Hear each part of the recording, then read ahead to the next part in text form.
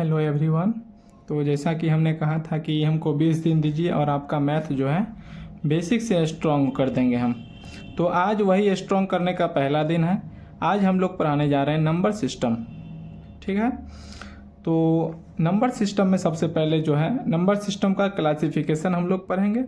और सबसे पहले जो है आप लोग भी कॉपी और कलम लेकर बैठ जाइए, क्योंकि सिर्फ मेरे लिखने से नहीं होगा, आप भी लिखेंगे तो आपको भी दोहरा कर तहरा कर आपको भी तुरंत याद हो जाएगा और तुरंत समझ में आ भी जाएगा।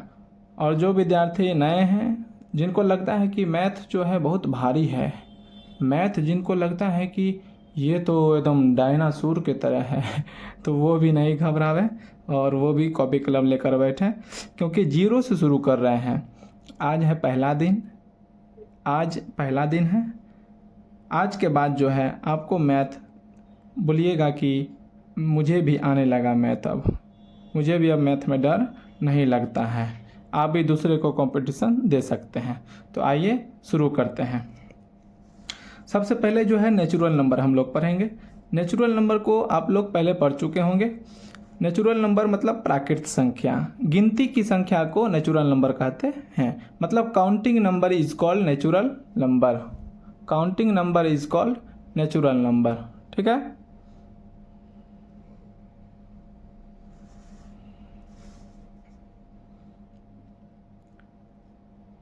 जैसे 1 2 3 4 5 6 7 8 etc।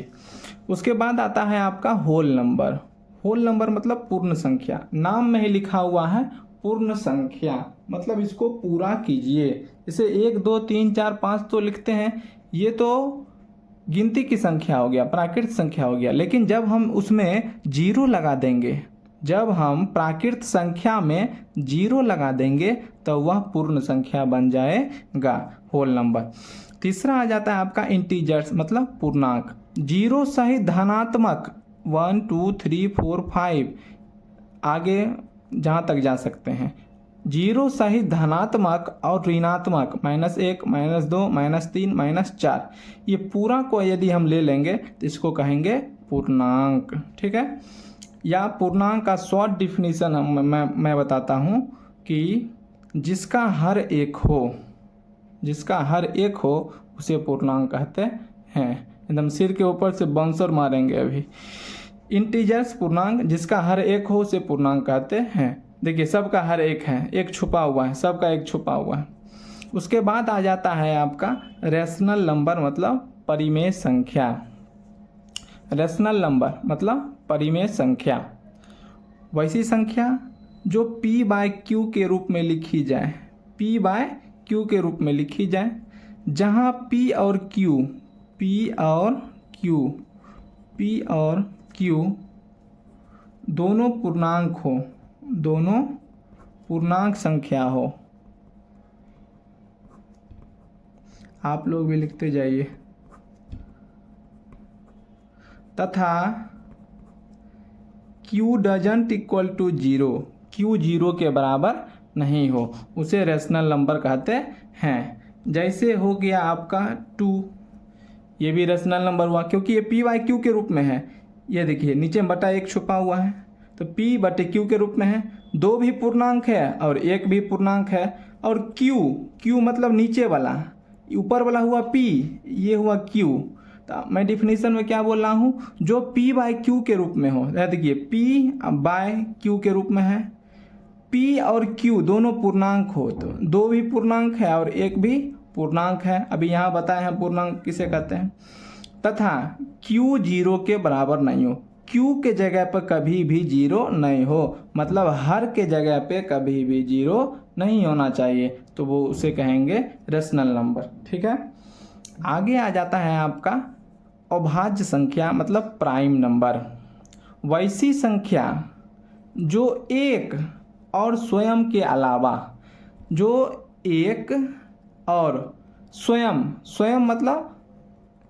मतलब ये होगा कि जो संख्या आप बोल रहे हैं वो खुद, मतलब एक से, और जो संख्या आप लिख रहे हैं उसी से भाग लगेगा और उसके अलावा किसी से भाग नहीं लगेगा, तो वो हो गया आपका प्राइम नंबर। जैसे 2 3 5 7, 11, 13, 17, 19, ये सब हो गया प्राइम नंबर, अभाज्य संख्या। मतलब इसमें 1 से ही भाग लगेगा और 2 बोल रहे हैं तो 2 ही से ही भाग लगेगा। 3 जैसे देख लीजिए, इसमें 1 से ही भाग लगेगा और 3 बोले हैं तो 3 से ही भाग लगेगा।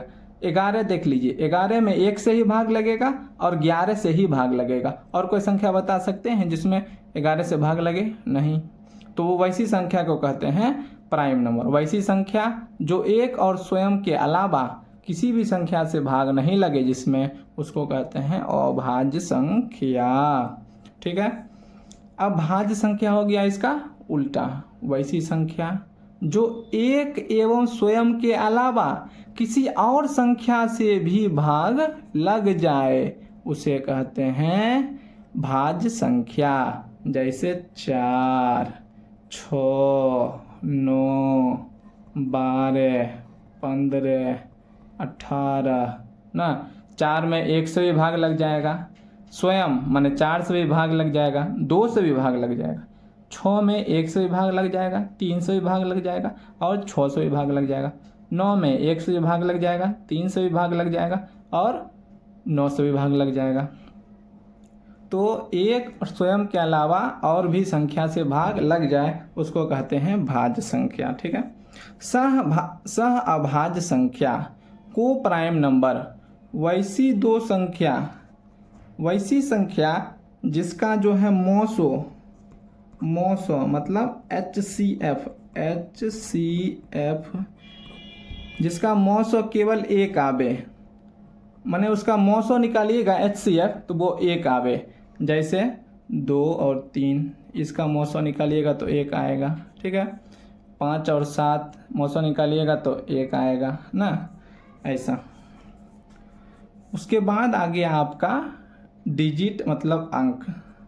डिजिट और नंबर में बच्चा अंतर नहीं समझता है, जिसके कारण वो गलती कर बैठता है। ठीक है। तो आप लोग भी, जो बच्चे अभी तक कॉपी कलम नहीं निकाले हैं, कॉपी कलम निकाल लीजिए, क्योंकि आप लोग भी लिखेंगे यदि तो आपको तुरंत जो है समझ में आएगा और आपका बेसिक भी मजबूत हो जाएगा मैथ का। तो जो बच्चे लेट से जुड़े हैं उनको बता दूं कि आज जो है नंबर सिस्टम शुरू कर दिए हैं हम लोग। पहला चैप्टर 20 दिन डेली क्लास होगा और आपका जो है पूरा मजबूत हो जाएगा बेसिक। तो डिजिट जो है 10 गो है, पूरे गणित में टोटल 10 गो डिजिट है। ठीक है। कौन कौन? 0, 1, 2, 3, 4, 5, 6, 7, 8, 9। यही 10 गो डिजिट से टोटल डिजिट क्या गो है? 10 गो। मतलब पूरा गणित में अंक कितने हैं? 10 गो। कभी कभी एग्जाम में पूछ लेता है कि अंक और संख्या में अंतर क्या है बताइए, तो वो भी अभी मैं बताऊंगा। तो टोटल अंक है 10 गो, 0, 1, 2, 3, 4, 5, 6, 7, 8, 9। इसी सब से जितना भी संख्या बना है सब इसी सब से बना है। संख्या किसे कहते हैं? अंकों के मेल को संख्या कहते हैं। जैसे 565। ठीक है।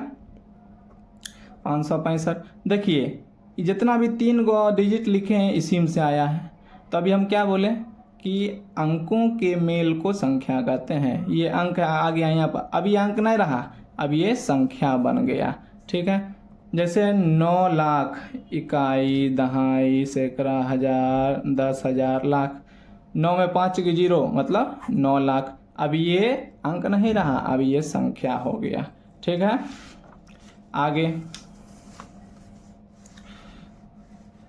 आगे जो है आपका है प्लेस वैल्यू मतलब स्थानीय मान। उसके बाद है फेस वैल्यू मतलब जातीय या अंकीय मान। ठीक है।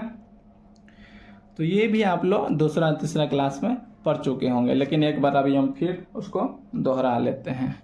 ठीक है। तो प्लेस वैल्यू मतलब स्थानीय मान। जैसे यहाँ पे देखिए आ गया 6, 7, 9, 5, 4। इसमें बोलेगा कि 9 का स्थानीय मान निकालिए, 9 का प्लेस वैल्यू निकालिए। तो 9 कौन से स्थान पर है? इकाई, दहाई, सैकड़ा मतलब 100वें स्थान पर है। तो 9 को जो है 9 को 100 से गुना कीजिएगा। सैकड़ा के स्थान पर है 9, तो 9 को 100 से गुना कीजिएगा तो हो जाएगा 900। तो इसका स्थानीय मान कितना है 900, ठीक है, वही होगा आंसर। उसके बाद यदि आपसे पूछ लेगा कि इसी में 6 का स्थानीय मान निकालिए, तब कैसे निकालेंगे आप लोग, कैसे निकालेंगे?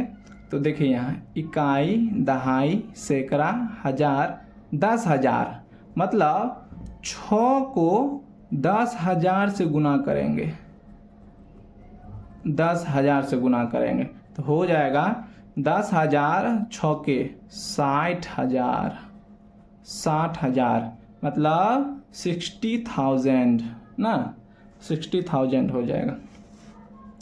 अब आ गया फेस वैल्यू। सेम क्वेश्चन यहाँ पर लेते हैं तब आपको तुरंत समझ में आ जाएगा। सेम क्वेश्चन ले लेते हैं 67954। जब प्लेस वैल्यू बोले तब ऐसे निकालेंगे, लेकिन जब फेस वैल्यू बोले, जातीय मान या अंकीय मान बोले, जैसे 9 का बोलेगा जातीय मान तो 9 का जातीय मान 9 ही होगा, 6 का जातीय मान बोलेगा तो 6 ही होगा, 6 ही होगा, ठीक है। तो प्लेस वैल्यू में ऐसे करेंगे और फेस वैल्यू में जितना का बोलेगा सिर्फ उतना लिख देंगे, ठीक है। अब देखिए उसके बाद सबसे इम्पोर्टेंट नियम हम लोग पढ़ेंगे अभी, विभाज्यता का नियम। 2 से विभाज्य करने का क्या नियम है, 3 से कटने का क्या नियम है, 4 से, 5 से, 6 से, 7 से, 8 से, 9 से, 11 से, ये सब का नियम हम लोग अभी पढ़ेंगे, ठीक है। तो आइए देखते हैं, कॉपी किताब पे कॉपी कलम से लिखते जाइएगा आप लोग भी।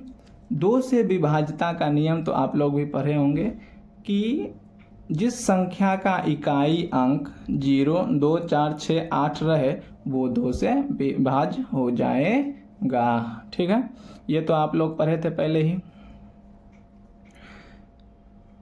तो 2 से विभाज्यता का नियम हम लोग पहले भी पढ़ चुके हैं कि जिसका इकाई अंक 0, 2, 4, 6, 8 रहे वो 2 से पूरा भाग लग जाएगा। जैसे 56,532, इसका इकाई अंक देखिए 2 है, ये पूरा 2 से विभाज्य हो जाएगा। जैसे 32, पहला अंक क्या है, इकाई अंक 2 है, ये भी 2 से पूरा भाग लग जाएगा। जैसे 98 देखिए, पहला अंक क्या है 8, इकाई अंक 8 है, 2, ये भी 2 से पूरा भाग हो जाएगा। जैसे देख लीजिए आप लोग 170, तो पहला अंक क्या है 0, तो ये भी 2 से पूरा भाग लग जाएगा, ठीक है। अब आ जाता है 3 से विभाज्यता का नियम। 3 से विभाज्यता का नियम ये कहता है हम लोग को कि जितना भी संख्या दिया रहेगा 65, 34, ये सब को जोड़ दीजिएगा तो 6, 5, 11, 11, 3, 14, 14, 4, 18 आया, ठीक है। पूरा संख्या को जोड़ने के बाद जितना आएगा, अगर वो 3 से विभाज्य हो रहा है, 3 से विभाज्य हो रहा है 18, 3, 6 का 18 विभाज्य हो गया, तो 3 से विभाज्यता का नियम वही है कि अंकों का जोड़ जितना आएगा, अगर वो 3 से विभाज्य है तो पूरी संख्या 3 से विभाज्य हो जाएगा, ठीक है। 4 से विभाज्यता का नियम। 2 से विभाज्यता का नियम क्या पढ़े अभी हम लोग कि जिसका इकाई अंक जो है 0, 2, 4, 6, 8 रहे वो 2 से विभाज्य हो जाएगा। तो 4 से विभाज्यता का नियम ये है कि जिसका इकाई और दहाई अंक दोनों जो है 4 से विभाज्य हो जाएगा, तो वो जो है 4 से विभाज्य हो जाएगा तो पूरी संख्या 4 से विभाज्य हो जाएगा, ठीक है। जैसे देखिए 48, ठीक है, 48, ये 2 अंक जो है, ये 2 अंक इकाई और दहाई अंक, ये दोनों अगर 4 से विभाज्य हो जाएगा तो पूरी संख्या भी 4 से विभाज्य हो जाएगा, ठीक है। 5 से विभाज्यता का नियम ये कहता है हम लोग को कि जिसका इकाई अंक 0 हो या 5 हो, जिसका इकाई अंक 0 हो या 5 हो तो वो 5 से पूरी संख्या विभाजित हो जाएगी। जैसे 50, जैसे 55, जैसे 90, जैसे 155, सब 5 से विभाज्य हो जाएगा, ठीक है। उसके बाद 6 से विभाज्यता का नियम। तो जो संख्या 2 से और 3 से विभाज्य हो जाएगा वो 6 से भी विभाज्य हो जाएगा, क्योंकि 2 गुने 3 = 6। तो जो 2 से विभाज्य हो जाएगा और 3 से विभाज्य हो जाएगा वो संख्या 6 से भी विभाज्य हो जाएगा। Very good. और इसका जो है PDF जो है इसका नोट टेलीग्राम चैनल पर अपलोड हो जाएगा आज 8 बजे। टेलीग्राम चैनल का नाम है एग्ज़ाम एकेडमी, एग्ज़ाम एकेडमी, ठीक है, एग्ज़ाम एकेडमी टेलीग्राम चैनल है एग्ज़ाम एकेडमी। जो बच्चे नए हैं वो चैनल को लाइक और सब्सक्राइब कर दीजिए। 7 से विभाज्यता का नियम क्या कहता है हम लोग को, पहले आसान वाला समझेंगे फिर भारी वाला समझेंगे, ठीक है। तो पहला जो इकाई अंक 7 से विभाज्यता का नियम हम लोग सीख रहे हैं, इकाई अंक को 2 से गुना कर देंगे, ठीक है, जितना आएगा उसको लिख देंगे, और जो संख्या बच गया है जैसे 35, जैसे फिर से समझिए, इकाई अंक को 2 से गुना कर देंगे, जितना आएगा उसको जो संख्या बच गया उसमें घटा देंगे। 35 में ये जितना गुना करके आया था 2 से, 35 में 14 घटा देंगे, आया 21। अगर यहाँ पर जितना आया घटाने के बाद वो 7 से अगर विभाज्य हो रहा है तो पूरी संख्या 7 से विभाज्य हो जाएगी, ठीक है। अब समझिए, जब बड़ा अंक रहे, जैसे यहाँ देखिए, यहाँ लिए हम लोग बड़ा अंक 98932643, यहाँ हम लोग लिए हैं बड़ा अंक, ठीक है। तब क्या करेंगे, शुरू से 3 गो का जोड़ा लगाएंगे, 1 2, बच गया आपको 98, ठीक है। 3 गो का जोड़ा लगाए लेकिन 98 आपको बच गया। तो जो अंक बच जाएगा उसको पहले वाले जोड़ा में जोड़ देंगे। तो 643 में 98 जोड़ देंगे, 8 3 11 9 4 13 1 14 6 1 7 741। फिर से समझिए, पहले क्या करेंगे, 3 गो का जोड़ा लगाएंगे, तो जो अंक बच गया उसको पहले वाले जोड़ा में जोड़ देंगे, जोड़ दिए। अब दूसरे वाले जोड़ा को जोड़ने के बाद जितना आया इसमें घटा देंगे, तो 932 में 741 घटा देंगे। 2 में से गया 1, 13 से 4 गया 9, 8 में 7 गया 1। अब ये देखना है कि ये जो आया ये 7 से विभाज्य है या नहीं। अगर यह 7 से विभाज्य है तो पूरी संख्या 7 से विभाजित हो जाएगी, अगर ये 7 से विभाज्य नहीं है तो पूरी संख्या 7 से विभाजित नहीं होगी। 8 का तो वही है, 2 4 का समझ लिए, मतलब 8 का भी समझ लिए। आगे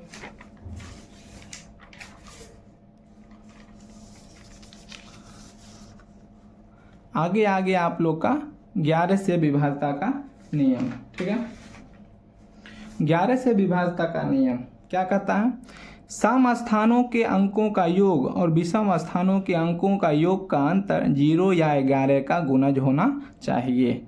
जैसे उदाहरण से समझिए पहले, जैसे क्या कैसे, पहला और तीसरा लेंगे, फिर वो इसके बाद 5वां लेते अगर आता अंक, तब फिर 7वां, फिर 9वां, तो 7 और 8, 8 7 15 घटाओ, फिर ये और ये लेंगे, ठीक है, 4 जोड़ 0 4, 15 में से 4 गया 11।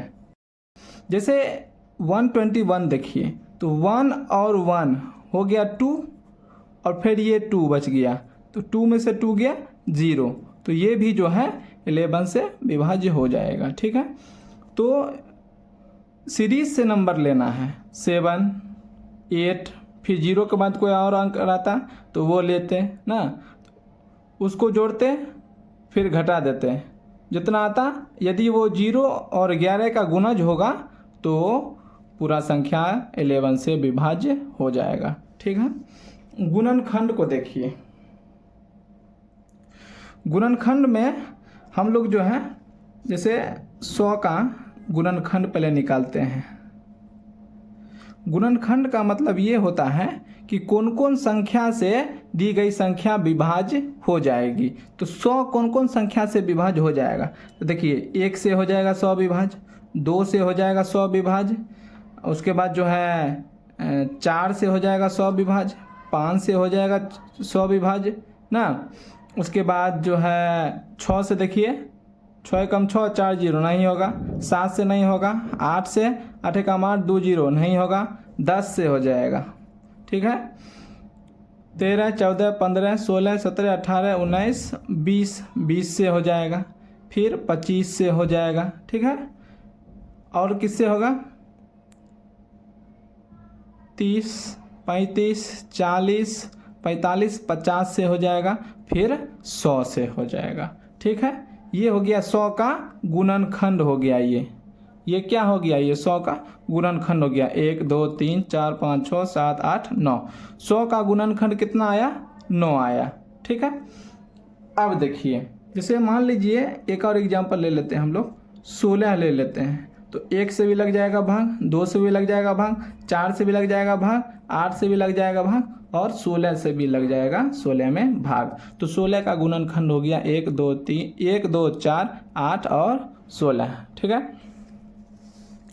अब देखिए टोटल फैक्टर क्या होता है, ऑड फैक्टर क्या होता है, इवन फैक्टर क्या होता है और प्राइम फैक्टर क्या होता है।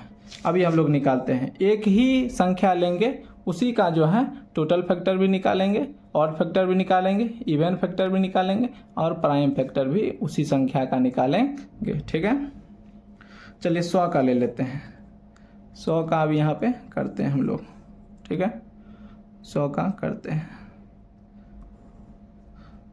2 से लग जाएगा 50, 2 से लग जाएगा 25, 5 से लग जाएगा 5।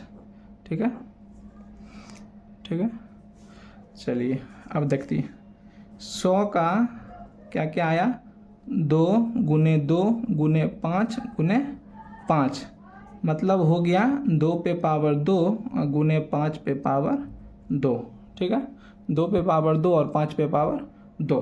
ठीक है, तो अब टोटल फैक्टर निकालते कैसे हैं? बस एक छोटा सा स्टेप है, आप लोग भी सीख लीजिए तो एकदम आसान हो जाएगा। टोटल फैक्टर कैसे निकलेगा? जैसे 100 का टोटल फैक्टर यहाँ कितना आया? 9 गो आया। अब यहाँ देखिए कैसे निकलेगा।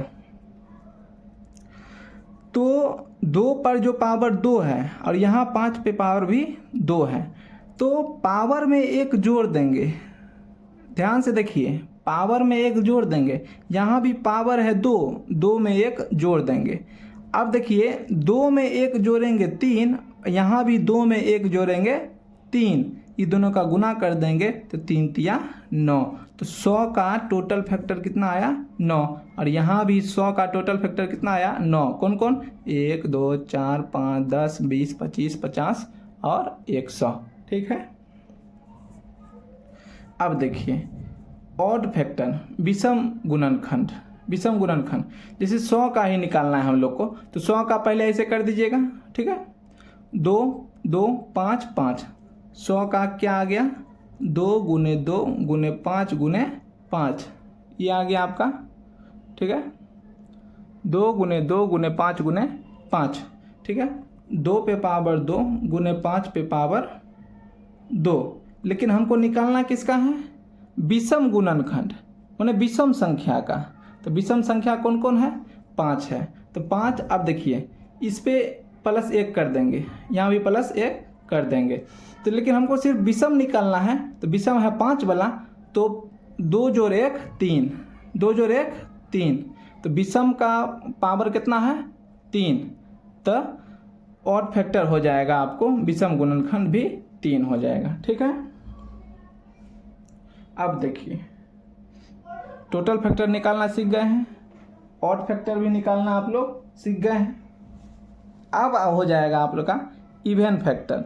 इवन फैक्टर निकालना एकदम आसान है। टोटल फैक्टर में से ऑड फैक्टर घटा दीजिए तो आपका इवन फैक्टर आ जाएगा। टोटल फैक्टर हो गया आपका, टोटल फैक्टर हो गया आपका 9 है। देखिए टोटल फैक्टर निकल कितना आया? 9 माइनस ऑड फैक्टर कितना है आपका? 3। तो टोटल फैक्टर में से ऑड फैक्टर घटा देंगे तो 9 में से 3 गया 6। तो इवन फैक्टर आपका, सम गुणनखंड आपका निकल जाएगा। ठीक है, अब देखिए, अब देखिए एक होता है prime factor. Prime factor, prime factor कौन कौन है? यहाँ देखिए, यहाँ देखिए 100 का, यहाँ 100 का किए हैं हम लोग, 100 का किए हैं 2 गुने 2 गुने 5 गुने 5। ठीक है, तो प्राइम फैक्टर क्या होगा? प्राइम नंबर तो जानते ही हैं आप लोग, तो 2 गुने 5।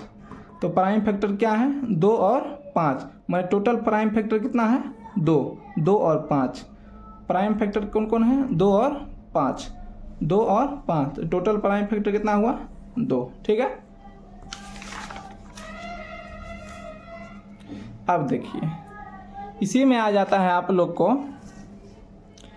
HCF और LCM, HCF और LCM। ठीक है, टेलीग्राम से यदि जुड़ना चाहते हैं तो टेलीग्राम पर एग्जाम एकेडमी लिखिएगा, वहाँ आपको ये क्या कहते हैं नंबर सिस्टम का पूरा आपको PDF मिल जाएगा। ठीक है, अब देखिए पहला है HCF, पहला है आपको HCF, हाईएस्ट कॉमन फैक्टर, महत्तम समापवर्तक। HCF का फुल फॉर्म होता है हाईएस्ट कॉमन फैक्टर, महत्तम समापवर्तक। ठीक है, आप देखिए एक शॉर्टकट विधि से भी बताएंगे और एक लॉन्ग विधि से भी आपको बताएंगे। ठीक है, देखिए शॉर्ट विधि और लॉन्ग विधि दोनों। अब देखिए यहाँ पे वैसा संख्या रखिए जिससे दोनों में भाग लग जाए, या यहाँ पे 3 अंक भी रहता तो वैसा संख्या रखते जिसमें तीनों से भाग लग जाए। अभी हम लॉसो नहीं बता रहे हैं, आप ये नहीं सोचिएगा कि सर गलत बता रहे हैं। यहाँ पे 3 अंक रहता, यदि हम लॉसो निकालना सिखा रहे हैं, या यहाँ पे 3 अंक रहता तो वैसा संख्या रखते यहाँ पे जिसमें तीनों से भाग लग जाए। लॉसो में क्या होता है कि 2 से भाग लग गया तो लगा देते हैं। अब देखिए 2 रखेंगे, 32 दूनी 64, 48 दूनी 96, 2 16 दूनी 32, 24 दूनी 48, 2 8 दूनी 16, 12 दूनी 24, 2 4 दूनी 8, 6 दूनी 12, फिर 2 2 दूनी 4, 3 दूनी 6। अब नहीं लग रहा है, अब जो यहाँ पर 2 और 3 नहीं लग रहा है। ठीक है, अब देखिए तो HCF आपका हो जाएगा, HCF क्या हो जाएगा 2 गुने 2 गुने 2 गुने 2 गुने 2, 2 दूनी 4, दूनी 8, दूनी 16। भिन्न वाला HCF और LCM, तो भिन्न वाला HCF और LCM जो है अभी मैं बता देता हूँ, आप लोग स्वयं कर लेंगे। जैसे भिन्न वाला 2/4, 9/3, 5/2, 6/4, ये बोले कि इसका HCF और LCM निकालिए। तो HCF जब बोले निकालने के लिए तो ऊपर वाले का 2, 9, 5 और 6 का HCF निकाल दीजिएगा। HCF निकालने बोले तो HCF बटे LCM, मतलब HCF जब बोले निकालने के लिए तो ऊपर वाले का HCF निकाल दीजिएगा, जितना आएगा यहाँ पे लिख दीजिएगा HCF निकाल के, माने 2, 9, 5 और 6 का HCF निकाल के यहाँ पे लिख दीजिएगा, बटे नीचे में LCM 4, 3, 2 और 4 का LCM निकाल के जितना आएगा यहाँ पे लिख दीजिएगा। कट रहा है तो काट दीजिएगा, नहीं तो वही आंसर हो जाएगा आपका। ठीक है, फिर से बता देते हैं, अब LCM बता देते हैं। जब संख्याएं भिन्न में हो तो HCF और LCM कैसे निकलेगा। तो LCM जब बोले निकालने तो ऊपर वाले का LCM और नीचे वाले का HCF निकालिएगा। जब HCF बोले निकालने तो ऊपर वाले का HCF निकालिएगा और नीचे वाले का LCM निकालिएगा। ठीक है, जब LCM बोले निकालने तो ऊपर वाले का LCM और नीचे वाले का HCF। ठीक है, जो बोले ऊपर में वो निकालना है, जो नहीं बोले नीचे में वो निकालना है। ठीक है, यहाँ भी वैसे करके कट रहा है तो काट दीजिएगा, नहीं तो वैसे ही रहने दीजिएगा। 64 और 96 का लघुत्तम समापवर्त, मतलब LCM निकालना है। ऊपर में देखिए कैसे निकाले हैं, ऊपर में देखिए 64 और 96 का कैसे निकाले हैं। तो 2 से लगाएंगे 32 दूनी 64, 48 दूनी 96, 2 से लगाएंगे 16 दूनी 32, 24 दूनी 48, 2 से लगाएंगे 8 दूनी 16, 12 दूनी 24, 2 से लगाएंगे 4 दूनी 8, 6 दूनी 12, 2 से लगाएंगे 2 दूनी 4, 3 दूनी 6।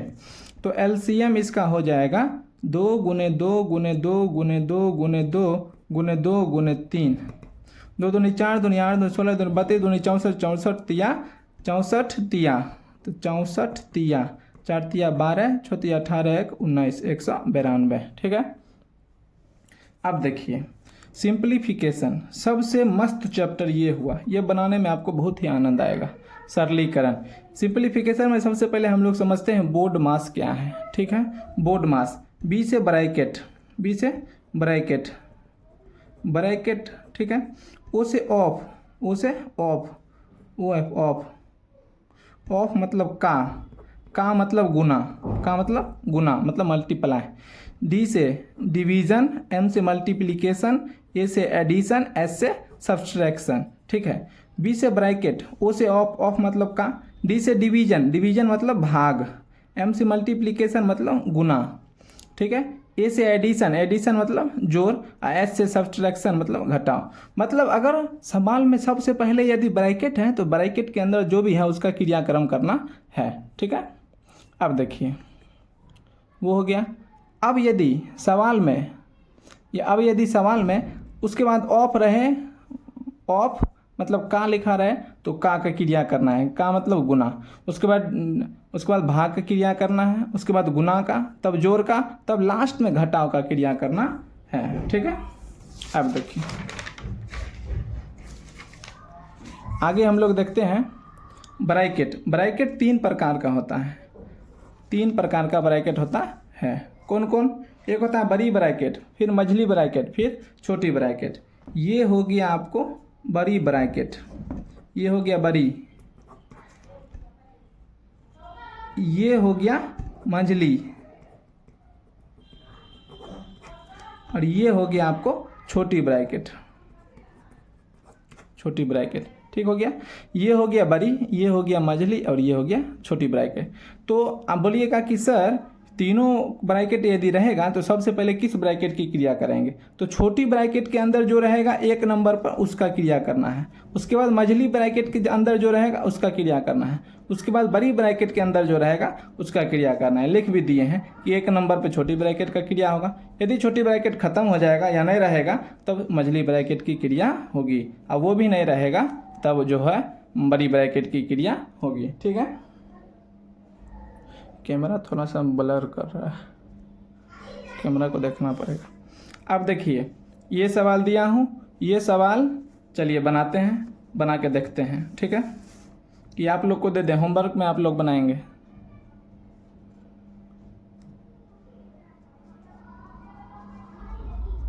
आप लोग होमवर्क में बनाएंगे।